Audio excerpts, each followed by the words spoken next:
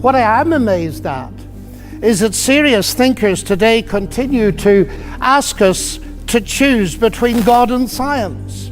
That's like asking people to choose between Henry Ford and engineering as an explanation of the motor car. When Newton discovered his law of gravity, he didn't say, I've got a law, I don't need God. No, he wrote the Principia Mathematica, arguably the greatest work in the whole history of science, because he saw that God is not the same kind of explanation as a scientific explanation. God doesn't compete. Agency does not compete with mechanism and law. Why is there something rather than nothing?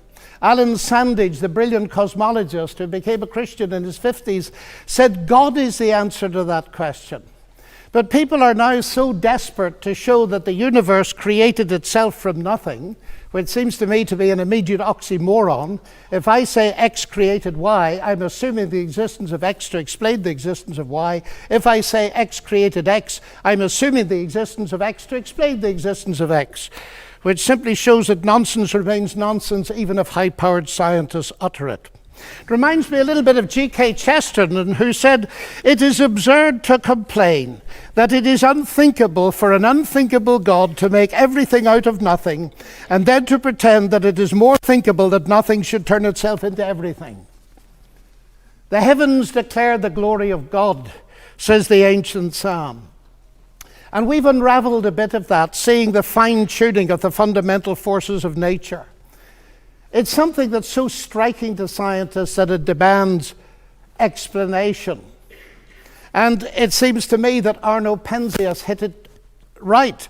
He is the Nobel Prize winner who discovered the microwave background on which a lot of the evidence for the Big Bang is based. He said astronomy leads us to a unique event, a universe which was created out of nothing, one with the very delicate balance needed to provide exactly the right conditions required to permit life, and one which has an underlying, one might say, supernatural plan.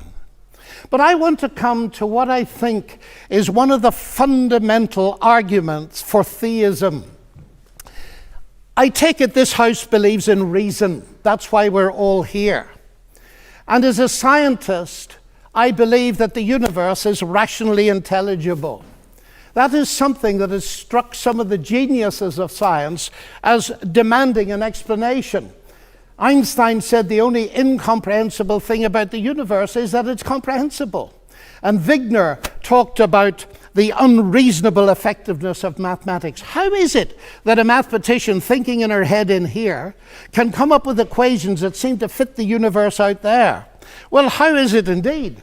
Because the irony of the atheist position here is evident. My atheist friends, and I have many of them, tell me that the driving force of evolution, which eventually produced our human cognitive faculties, reason included, was not primarily concerned with truth at all, but with survival.